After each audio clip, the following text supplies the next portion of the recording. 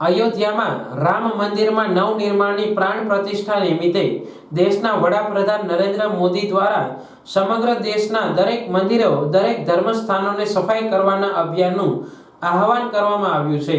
ત્યારે શહેરની દરરોજ સફાઈ કરતા કામદારોની સાંસદ રાજેશભાઈ ચુડાસમાના માર્ગદર્શનમાં ચોરવાડના દરેક સફાઈ કામદારોને ગરમ ધાબળાનું વિતરણ કરવામાં આવ્યું હતું। સાથે સાથે દરેક સફાઈ કામદારોને અયોધ્યાથી આવેલા અક્ષત પ્રસાદી પણ આપવામાં આવી હતી। જય સિયારામ।